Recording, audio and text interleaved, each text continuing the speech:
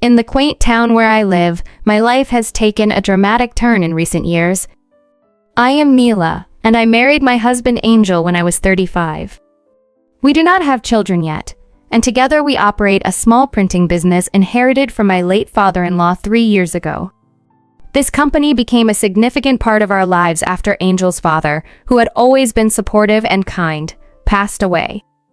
Prior to his passing, Angel had assisted his father in the business since graduating from university, and I eventually joined to help as I left my UX designer job. When Angel's father was still alive, he managed to hold our family together. But after his passing, the harmony we once enjoyed began to unravel. Living with my in-laws became increasingly challenging, particularly with my mother-in-law, who seemed to misunderstand my contributions. Despite her frequent complaints about me spending too much time on the computer, she was unaware of the crucial role I played in the business.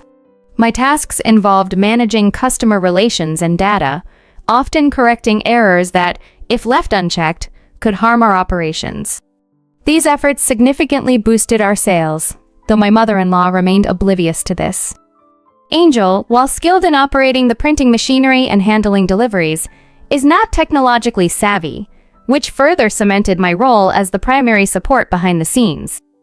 Our issues escalated with the presence of Ileana, a former employee and Angel's childhood friend, whom my mother-in-law favored greatly. After my father-in-law's funeral, Ileana began visiting the company frequently, complicating matters with her close relationship with my mother-in-law.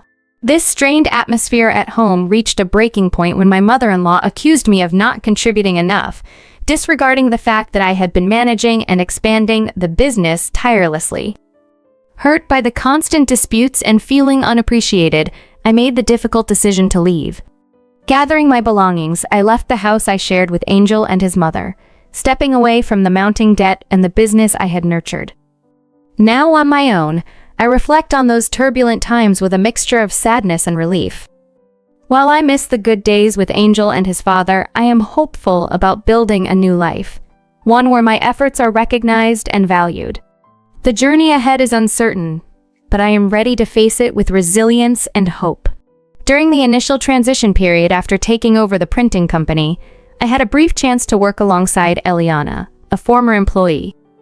Unfortunately, her performance was far from satisfactory. Despite her friendly rapport with my mother-in-law, Ileana's work ethic left much to be desired. She struggled with basic computer skills and made frequent errors in simple calculations, affecting even the most crucial documents like invoices, which my father-in-law used to handle personally before passing them to me. When I investigated her online activities, I discovered that her search history was cluttered with inappropriate and unprofessional sites, including dating platforms. It was clear that my father-in-law, who always prioritized professionalism, was also disappointed with her performance. This was evident in the way he refrained from giving her more responsibility. The dynamic in our home changed drastically after my father-in-law's passing. Angel, who had once been a diligent worker under his father's guidance, began adopting a less favorable attitude towards me, echoing his mother's criticisms. He accused me of merely playing on the computer, undermining the serious and essential nature of my work, which had significantly boosted our sales. Living under the same roof with my mother-in-law, and Angel became increasingly stressful. Both of them seemed influenced by Ileana's presence and mindset, leading to frequent misunderstandings about the nature of my work. Despite my efforts to sustain the business and improve our financial outlook through meticulous data management, our financial stability was compromised by their lavish spending habit. My mother-in-law had a penchant for luxury goods, continually purchasing expensive items despite warnings about our financial health. Similarly, Angel, emboldened by his new title as CEO and the recognition from customers, indulged in excessive spending. His evenings were often spent out drinking, and his mother would also take the opportunity to dine out, exacerbating our financial strain. Moreover, Angel had recently secured a bank loan for a new business venture without my consent, further endangering our company's finances. The repayment of this loan was daunting, and when confronted, Angel remained secretive about how the funds were used. This lack of transparency and the continued irresponsible spending by both Angel and my mother-in-law created a perilous financial situation for our business. This ongoing financial imprudence felt like a race to the bottom, with both of them competing in a reckless spending spree, blissfully unaware of the actual precariousness of our business's financial state. As the person left managing both the operational and financial aspects of the company, I faced an uphill battle to safeguard the legacy that my father-in-law entrusted to me, amidst the chaos of misunderstanding and mismanagement. Handling the finances of our small printing company has always been my responsibility, a task that comes with its own set of challenges, particularly because of the lavish spending habits of my mother-in-law and Angel. Despite the increased sales and the critical financial management I perform, they continue to spend excessively, forcing me to take significant measures to keep our business afloat. I decided to set a strict budget for both of them, giving each an allowance to curb their spending. This seemed like a reasonable solution, but it was met with resistance and disbelief. They even consulted Eliana, a former employee who insinuated that I might be embezzling funds or hiding assets like cash and life insurance money left by my late father-in-law. Their willingness to believe Eliana over me, whether out of convenience or manipulation, was both hurtful and damaging. This distrust and disregard for my efforts have cooled my relationship with Angel significantly. We had once talked about starting a family, but with the current state of our marriage and the continuous financial strain, this dream seems increasingly unlikely. While they enjoy dining out and indulging in luxuries, I am left to manage the financial leftovers and ensure our company's survival. Despite the frustration and isolation this situation causes me, I find some solace in two things. Firstly, sharing my experiences on social media has become a surprising outlet for stress relief. My posts about dealing with the day-to-day challenges of our business resonate with many, providing me with a community of support and a break from my troubles. Secondly, and more importantly, I feel a deep obligation to honor the trust my father-in-law placed in me. He not only entrusted me with the crucial roles of accounting and client management, but also expressed his hope that I would protect the business he loved so dearly. He often confided in me about his concerns regarding his wife and son, reassuring me of my importance in his life and in the continuation of his legacy. Amidst all these challenges, being derogatorily called a bum and an evil woman by my own family is particularly painful. Such accusations are baseless and insulting, especially when I am committed to preserving and growing the business. This abuse is difficult to bear, but remembering my father-in-law's words and wishes motivates me to persevere, striving to uphold the integrity and success of the printing company we both cherished. I took a deep breath and once again patiently explained the precarious financial situation of our company to my mother-in-law and Angel. Their spending habits had already depleted the savings that my father-in-law had left behind, forcing Angel to secure a bank loan under the company's name. My mother-in-law's ignorance of this fact was astonishing, and her accusations that there might be a secret account left by her husband were completely unfounded. My father-in-law was a man of integrity. He managed finances carefully and would not hide money, especially from his own family. Despite his hard work, much of his earnings had been spent compensating for my mother-in-law's extravagant habits. The idea that he would have a secret stash was not only illogical but also disrespectful to his memory. This ongoing disrespect and the futile attempt to find non-existent money only intensified my disdain for their behavior. Amid these troubling thoughts about whether it was worthwhile to continue working with my materialistic family, an incident one Friday evening made me question everything even more. After delivering a print sample to a long-standing client, I was returning home when I caught sight of Angel walking intimately with Eliana, the former employee who had been a source of so much discord. To my shock, my mother-in-law was also there, appearing cozy and complicit in whatever relationship Angel and Eliana had. Watching them enter a high-end barbecue restaurant together, I felt frozen in place, overwhelmed by a mixture of shock and betrayal. When I finally made it home, the image of them together haunted me, replaying over and over in my mind. Their close interaction suggested more than just friendship, which was hard enough to accept given the current strains in our marriage. The next day, Neither Angel nor my mother-in-law came home until late Sunday afternoon, claiming they had been to a spa downtown.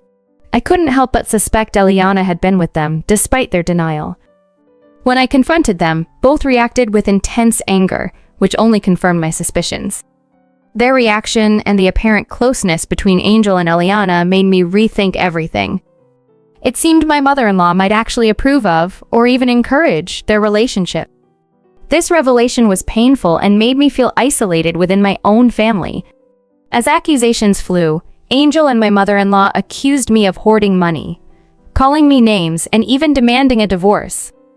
This confrontation, steeped in betrayal and misunderstanding, left me questioning whether I could continue to protect the printing company that my father-in-law had entrusted to me, and what my future held if these relationships were beyond repair. When faced with the ultimatum to leave, I didn't protest. I had already packed my bags the previous day, anticipating the breakdown of our family unit, and had arranged for my luggage to be sent to my parents' house. I knew I could return later for the larger items, but my immediate goal was to distance myself from the toxic environment as quickly as possible. Angel's parting words stung sharply. "Even if you come back crying, there's no place for you here." Holding back my emotions, I left the house with my dignity intact, even though my heart was heavy. A week later, Angel called me in to finalize the divorce and to transfer ownership of my father-in-law's company. At the meeting, Angel, my mother-in-law, and even Eliana were present, which only added to the already tense atmosphere. My mother-in-law urged me to sign the divorce papers quickly, not even giving me a moment to review them. Lucy, always quick to throw in her unsolicited opinions, insinuated that I should be thankful they weren't taking legal action against me. Her words were aggravating, but I chose not to engage. I checked to ensure all the necessary sections were completed, particularly Angel's, before signing my name. As I looked up, I noticed smirks forming on their faces, which only fueled my resolve. Angel demanded the company's financial records, which I handed over from my desk drawer. Their smugness soon faltered when they saw the balance in the bank book. "What's this?" Eliana blurted out, the first to break the silence after seeing the dismal balance of $30. "This is the company's current financial state," I explained as patiently as I could. While our monthly revenue might seem adequate at $22,000, the operational costs heavily outweigh the income. I detailed the expenses. Leasing fees for printing and cutting machines and other equipment amount to over $1 million monthly. Additionally, the utility bills are far higher than those of a typical household due to our extensive use of electricity. There are also ongoing repayments for the delivery trucks and forklifts, not to mention the bank loan taken out after my father-in-law's death, costing us over $6,000 a month. Personal loans squandered by Angel and my mother-in-law added another $2,000 to our monthly expenses, which I had been managing and repaying on my own. Now that I am no longer covering these costs for both of you, I will save over $2,000 each month, I stated firmly. I have been transparent about our finances, and there's no hidden money. We are simply spending more than we are earning. Angel, refusing to accept the reality of our financial situation, shouted back in frustration, accusing me of lying about the company's finances. Despite his emotional outburst, I knew that yelling wouldn't change the facts. The company was struggling financially because of mismanagement and excessive spending, not because of any deceit on my part. In a moment of candor, I laid out the stark reality of our financial situation to Angel, his mother, and Eliana. While it appears we have a revenue stream, it's largely allocated to covering the loans that you and your mother have accumulated, I explained. Once these repayments are concluded, we might save around $6,000 monthly. However, whether you manage during the repayment period is no longer my concern. Eliana, always keen on understanding the financial implications, inquired about the timeline for these repayments. The bank loan will take another 4 years, and the personal loans taken by Angel and his mother will need over 3 years to be fully repaid, I responded, watching her face fall in dismay as the reality of a prolonged financial strain dawned on her. "Does this mean we'll be operating in the red for the next 4 years?" Eliana asked, her tone laced with disappointment, realizing the situation was far from profitable. "Yes, that's the most likely scenario," I confirmed, noticing a shift in the room as the gravity of the situation began to sink in. The conversation then veered to the mythical hidden account that Eliana had hinted at earlier. Prompted by my mother-in-law, Eliana persisted with her questioning.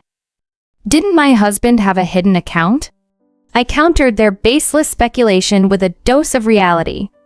I have never heard of nor seen any hidden account while he was alive. Perhaps this is something you've been led to believe from too many TV shows or dramas, I suggested, trying to steer them back to reality. As the discussion continued, Angel finally posed a critical question about how I managed the company's finances so far. Seizing the opportunity to clarify, I revealed the source of the funds that had been supporting not just the business, but their personal expenditures as well. I've been using my personal income to bridge the financial gap, I began. I run a blog called Small Factory Struggle Diary, which has over 1 million followers. The advertising revenue from this blog is significant enough that I manage it separately from the printing company's finances and even file individual tax returns for it. I advised them, you should consult with a tax accountant or a lawyer to understand better. But going forward, the company will need to repay the supplementary costs I've covered from my personal funds. As the reality of becoming a creditor to the company sank in, I made it clear that my future involvement would be strictly professional, no longer familial. I used to support your lifestyles because you were my family. But moving forward, I expect repayment for the loans I made to you.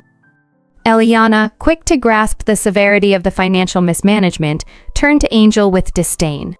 Even if you're a CEO, you're no different from a poor person in this situation. I can't marry you under these conditions, she declared, and promptly left. Angel and his mother, desperate not to lose Eliana, scrambled to reassure her. It's okay. We have enough sales. We can secure additional financing from the bank. Our company is trustworthy. Don't worry, they pleaded as Eliana walked away. Her response to their pleas left uncertain. In that moment, as they chased after Eliana, I stood back, relieved to be disentangling myself from the chaos and ready to move forward with my life, free from the burdens I had shouldered for so long. Having said all I needed to, I walked away from the toxic environment that had ensnared me for so long, cutting ties with Angel, his mother, and the tumultuous business that once bound us together. In the ensuing months, I learned through the grapevine that Angel and his mother had attempted to secure additional financing from the bank, only to be rejected. They were forced to renegotiate their terms, extending the repayment period and reducing monthly payments a predictable outcome, but no less pathetic. This episode was soon followed by a moment that was both surreal and validating. Just a few weeks after our last conversation, Angel and my former mother-in-law showed up at my parents' house. The scene they made was almost pitiful. Angel knelt at the entrance, begging me to return to the company and help them out of their financial ruin. Mila, I was a fool. The company can't run without you. Please come back, he pleaded. Beside him, his mother also knelt, echoing his pleas. However, the financial mess they were in was of their own making, and it was too late for apologies. My parents and I watched from the threshold, unmoved by their desperation. My response was icy and dismissive. You said you had enough sales and everything would be okay. Why don't you ask Ilana for help instead of me? They left, heads bowed, as my parents sternly told them never to return. It was a harsh but necessary closure. The reality of their situation was dire. Most of Angel's company's clients had severed their contracts and were now seeking my services instead. Having sent out my resignation via my personal email, these clients, who needed someone skilled at data modification, naturally gravitated towards me. I had already moved on, signing an exclusive contract with a major printing company to handle all my printing needs as I set up my own personal design office. Meanwhile, rumors circulated that Angel and his mother were struggling immensely, losing weight and facing financial ruin as they juggled complaints and penalties from the few clients they had left. In the calm of my new life, I decided to visit my father-in-law's grave. There, surrounded by quiet and memory, I reflected on his words and the trust he had placed in me. Mila, I'm entrusting my printing company to you, but if you can't stand my foolish wife and son, feel free to cut ties with them. They're not bad people, but they get carried away with money. It seemed he had foreseen the possibility of their downfall. As I updated him on recent developments, including advice from my lawyer suggesting I buy the failing company, I pondered the implications.